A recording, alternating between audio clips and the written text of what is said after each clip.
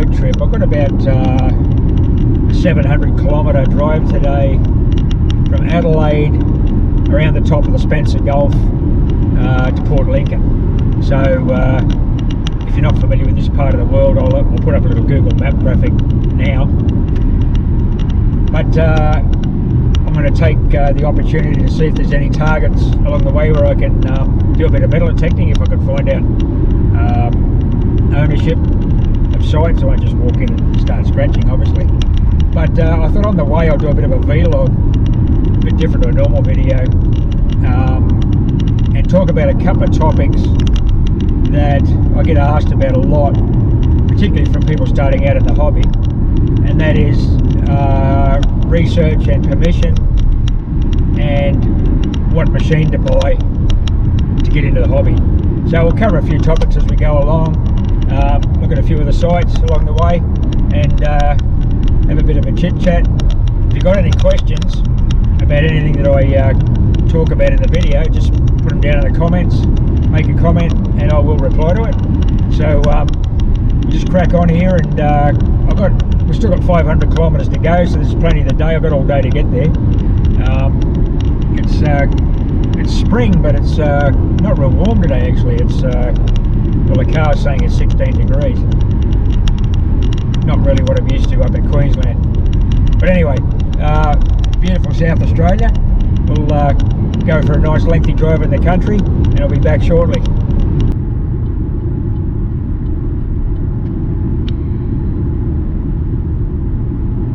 So I guess this video looks a little bit different to normal because I'm filming this on a GoPro, the GoPro 7. I had an old GoPro 3, but I haven't got that with me. But the reason I got a new GoPro 7 is I had to buy it yesterday because I flew out of Brisbane into Adelaide and I forgot my camera. So I had to go and buy a camera. Anyway, so I got a new GoPro, and that's what you're watching this on now. But it's in 4K, so watch it in 4K if you can stand that. I get a lot of questions about what metal detector should I buy if I'm starting in the hobby, and I don't necessarily recommend any specific machine, but I will recommend that people buy from a big company, buy a reputable brand with a good warranty. I use Garrett's, but of course there's Mine Lab, White's, Fisher's, Bounty Hunter, Nocta, Expedeus. There's all the good quality machines that aren't bargain basement jobs.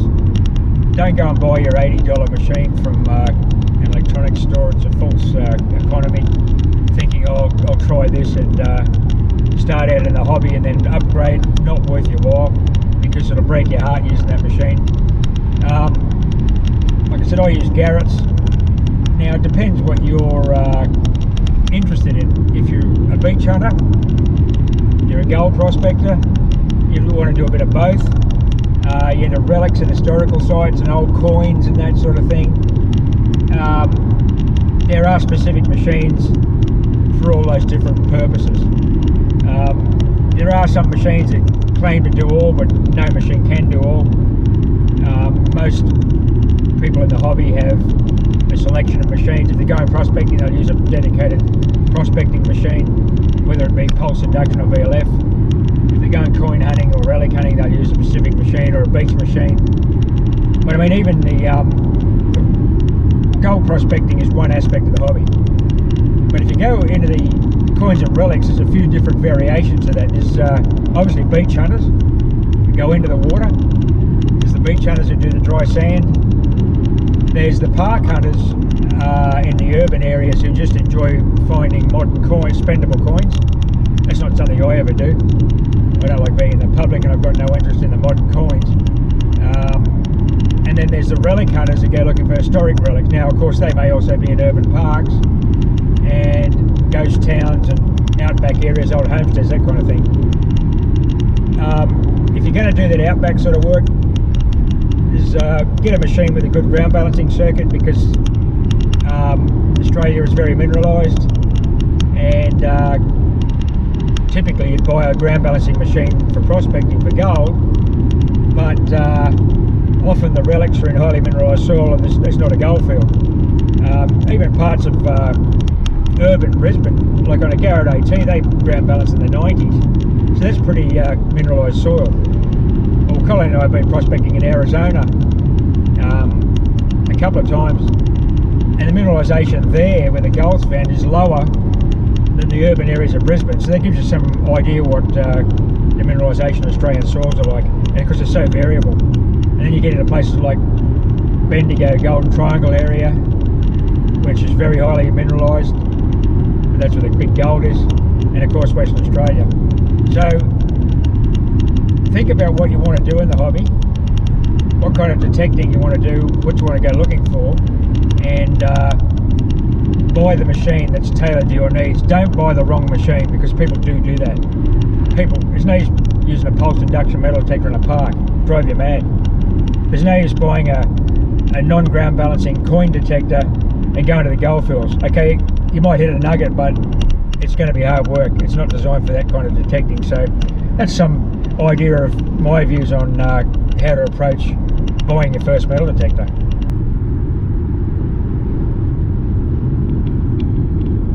Well, things have brightened up a bit outside. It's nice and warm and sunny now. Started out pretty cloudy back down in Adelaide. I've just gone past Port Pirie, heading up to Port Augusta. I'll pull in there for a cup of tea and maybe a pie. Nice roadhouse pie. What I'd like to touch on next is the one I get the most questions about is how do I get onto the sites that I get onto, and how do I get permission onto those sites. And then we'll get onto some research, because that's what leads you to these sites. But researching sites is a lot of fun. It's a really rewarding aspect of the hobby. Doesn't always work out. You can actually research a site for many months and go on a big trip to get there and find out that it's been bulldozed 20 years ago, or it's very rocky ground and there's not much in the way of topsoil cover. This is an Australian, I'm talking about here in Australia, in the outback. And you might get some sunbakers, but most of the relics, coins for example, would have been picked up by kids back in the 1870s when they were dropped, because there's no soil there. But anyway, researching sites, my number one rule is if it's well documented on the internet, then you're not going to be the first person to find it. So I always look for the obscure sites that I can find just a tantalising piece of information on. There might be a single article on a Trove newspaper article from the 1800s or later, depends what you're researching, World War II or like colonial times. And if that's the only piece of information on the internet, that's good. If there's nothing on the internet about the site, that's even better, because you can just about assure yourself that you're going to be the first to walk in, and that's happened to Colleen and I many times. And where do I get that information? I get it from local libraries, and not in major published books or histories, but usually in what you'd call those vanity published books. They're like a little A5 cardboard covered thing that some local historian's written for the local historical society, often back in the 70s or 80s, and they're still on the shelf in the library, and they can be absolute treasure troves of maps and information. Read them from front to back, look at the photos, because that information, because it was published in the 80s, generally isn't on the internet, because there was no internet and it hasn't been digitised, and since it's out of print, it's never going to get to the internet. So I snap those sort of books up, copy them if you can, just take some digital photographs if the library won't allow you to photocopy, but most public libraries in Australia have photocopy facilities. Just pay 20 cents or something. So those kind of sites that aren't on the internet, I've got to stress that, like, if you can find out plenty of information on the site, so can every Tom, Dick and Harry, and you'll get there and there'll be holes everywhere. Not always, but the little obscure sites, like your little country fairgrounds, country shows, camp drafts, that kind of thing, in abandoned towns, and not just in abandoned towns, but in towns that don't hold those events anymore. Obviously race courses, but I mean a race course is a fairly obvious piece of infrastructure. but I have been led to quite a lot of sites from those little vanity published books. A good example of that was an old tram line, a bush tram line that was serving a mine. Was constructed in stages during the 1890s over about 7 or 8 years, and as they constructed it, they set up little camps along the way, and as they opened new sections of the line, they'd have a little fair on a Sunday afternoon. All the ladies would be there in their big dresses and parasols, and the men would be in their bow ties and hats, because it was a big celebration. The railway was coming to town. And then when the railway moved to the next railhead, well, that was abandoned, and either no one lives there anymore, or it was just all forgotten. So there's often those sites where they had those little events. They're sort of around the 1890s into the early 1900s. You get a lot of those kind of things. That's specific. I guess you get a similar sort of situation in Canada and the United States, where that kind of development was going on in mining towns, and as settlers moved further inland and opened up the country respectively. So try that for your research. Okay, we're coming up on Port Augusta shortly. It's about 50k away. Off to the north there's some ancient red mountains that just look fantastic. Like that kind of outback scenery. When I get to Port Augusta, we'll get that pie and cup of tea I was threatening about earlier on. And I'll also go and get a tripod mount for this GoPro, because you can't see it, but you're watching this through a GoPro. It's just cable tied to the tripod, so it's not real steady. The reason it's cable tied on is I bought the new GoPro, but I didn't have the smarts to ask for the tripod mount that went with it. But anyway, another 20 minutes will be in Port Augusta.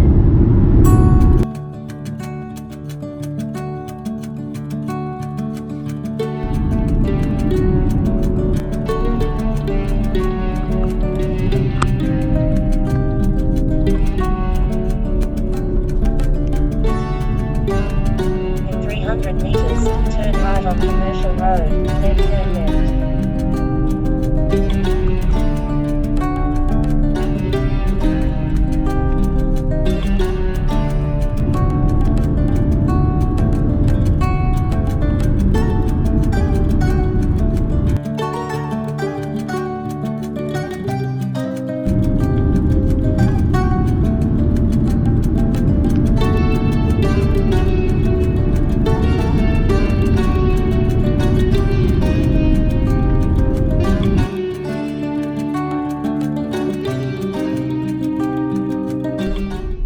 I've just come into Whyalla, so it's time for that cup of tea and the pie that I promised myself about 2 hours ago.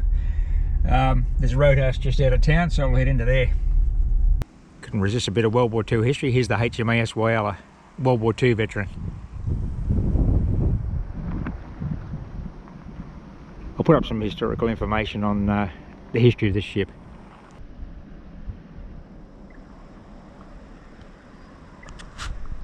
Well, I've had lunch, a pie, a cup of tea and a vanilla slice, and a roadhouse pie. It was quite good actually.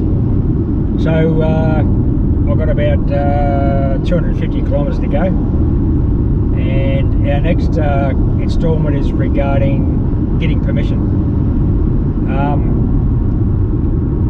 Personally, I don't actually seek permission, which sounds ridiculous, but I don't generally go to sites where I need permission. I tend to research sites that are either public land or I'm invited onto the site. I mean, that's not going to happen to everybody. Just like a cold open, just walking up to a door and knocking on it, I've never done that. And, you know, maybe I should have done it, but most of the private property I get onto is through friends, mates, who are not metal detectorists but are bushmen, if you like, trail bike riders, hunters. They know the country really well and they cover it really well, more so than I do. And often they've got permission on cattle stations or sheep stations or remote spots from the cocky, from the landowner. And by association they tell me, oh, I found a bottle dump, or I found this, or I found that. And they give me the contact details for the landowner, and I'll ring, and it's kind of smooth as the waters, because I say I'm so-and-so's mate, he comes on hunting, you tell me there's a, you know, old bottle dump or an old home site on your property, do you mind if I come and metal detect it and film what I do? And most of the time I will always offer to give them all the relics. Very rarely they take them. They generally are interested to see what comes out of the site, but generally they don't want whatever I find. I usually give them something as kind of a token of, especially if it's a historic house, that's a family house on the site that may have burnt down or been eaten by whiteouts many years ago. So getting permission, for me personally, is generally through a third party, or it's researching public land. Now that all varies state to state. It varies on whether it's state forests. Some states are allowed into a state forest, others aren't. National parks are out, especially in Queensland, and of course heritage listed sites of any description. So allied to all that are questions that I get regarding permits, official permits, miners' rights and that kind of thing. So if you're detecting on the beach, if you're detecting in public land for coins and relics, general metal detecting, you do not need any kind of permit other than the property owner's permission. Of course the beach is owned by all of us, so you can go there anytime you like. Now if you're looking for gemstones, precious metals such as gold, yes, you need either a miner's right or a fossicking license depending on the state, except South Australia where I am now, there's no, it's just a tax. There's no tax in South Australia, there's no permit required to look for precious metals or gold. Miner's rights in Victoria, that's a product of the Eureka Stockade, of course. I think it's $20 something for 10 years. WA, it's a lifetime license. Queensland sting you for a fossicking permit, which is a different animal altogether. You can pay anything from, I think, a month up to 12 months family license or individual license, that kind of thing. New South Wales State Forest, there's permits for certain areas. You can get a whole estate license. Tasmania, you can get a license. And the Northern Territory too. I've never fossicked in the Northern Territory. I've been detecting there, but not for precious metals. So just be aware that if you're going beyond coins and relics and looking for gold, you'll need a license or a permit of some description. And make sure you get it, because the mines department are pretty hot on it. They've got rangers out there and they do check licenses, just like 1854. So that's another consideration. If you're just going to coins and relics beach work, you don't need any permission other than the landholder's permission. If it's public land, such as a park, that can be tricky.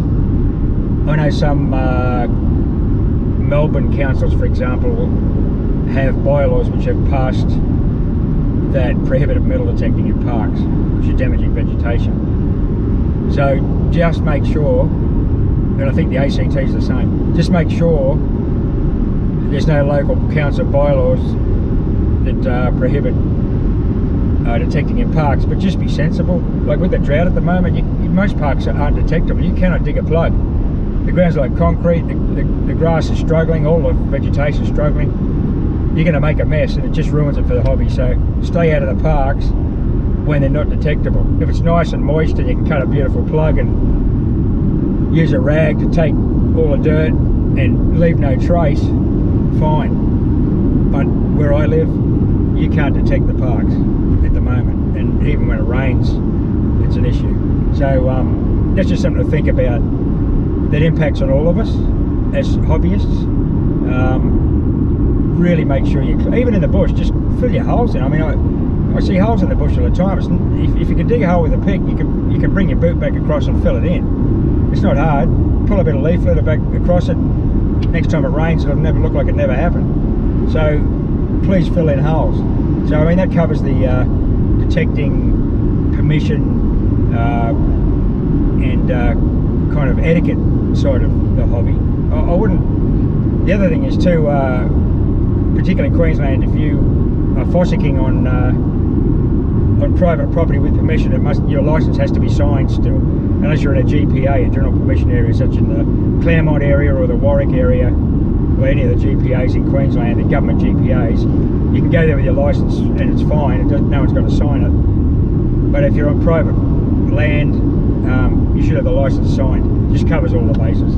Just tick the boxes with the paperwork. It's a pain sometimes, but it's worth doing it.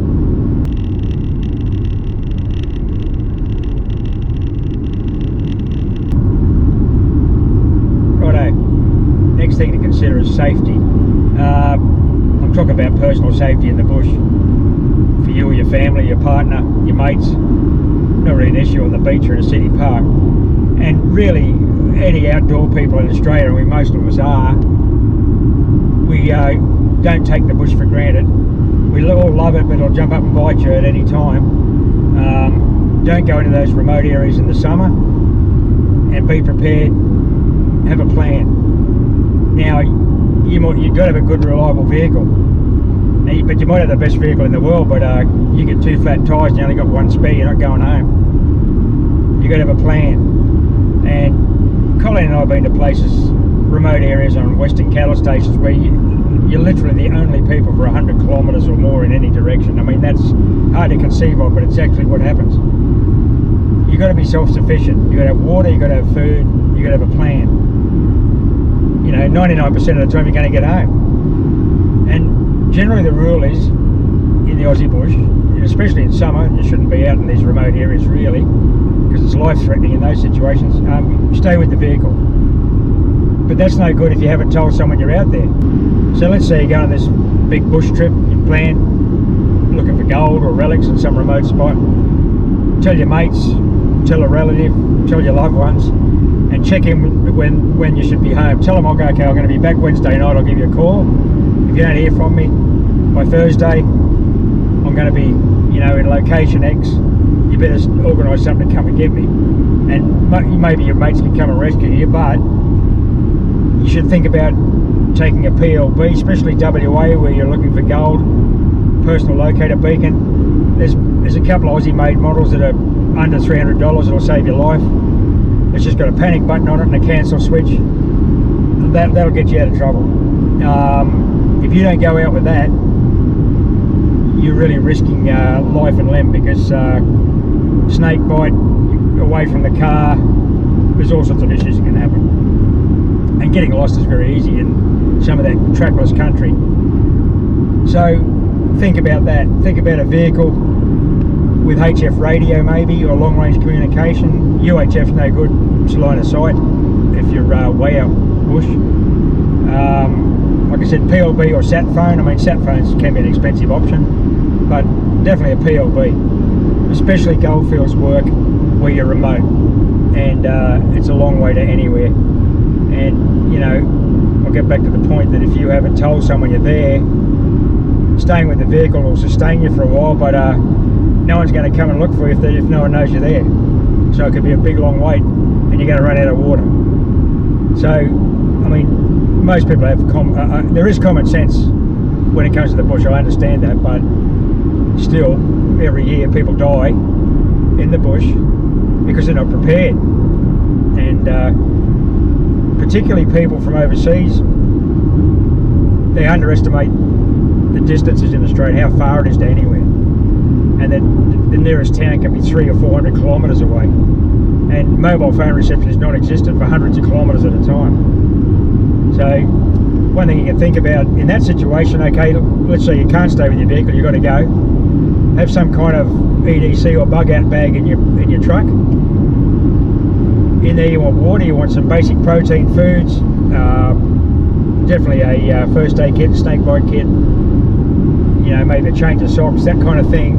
Something that's going to sustain you for a lengthy period, walking for help or walking to a point where you can get a mobile reception and calling for help. So just a few things to consider in the bush. Like I said, most Australians who go bush understand that.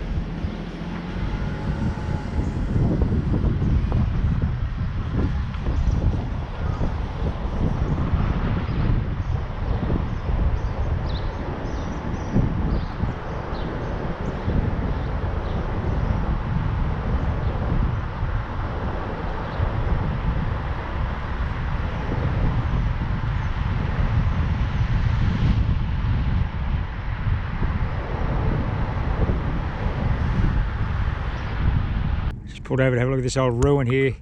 It's typical of the South Australian bush areas where it's made out of rock. Not so much brick, but local rock. Some substantial homesteads were made out of this stuff all over the north of South Australia. I'm not sure if this is just a little shed slash barn or an actual house, but as you can see, it's got a chimney. There's the fireplace. You can see the lentils been. And look at that beautifully constructed chimney out of those flat rocks and mortar. Let's have a look around here. What we can see is a bit of old iron. Little abandoned cattle yard. Wasn't a really big structure. Bits of iron laying around as you'd expect. I saw a bit of interesting looking bottle over here somewhere. Well, let's relocate that and get back to you. There it is. It's a mauvey pink colour fragment of something. It's a really nice mauve, isn't it? Yeah, what's this say? Property of course.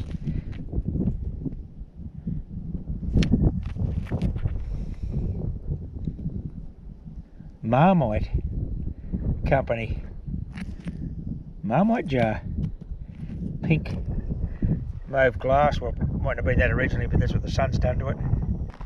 I'd say this is probably an outstation because the big, the main farmhouse homesteads in this area are mostly all stone built, big stone chimneys. This could have been like an outstation for shearers or something. And I was going to suggest it was a timber structure because there's this brick wall with a, well, this is the fireplace and a substantial brick wall, but there's no other ruins that indicate that it was a stone structure. I'd say it was timber. It's all been salvaged or reused or eaten by the white ants.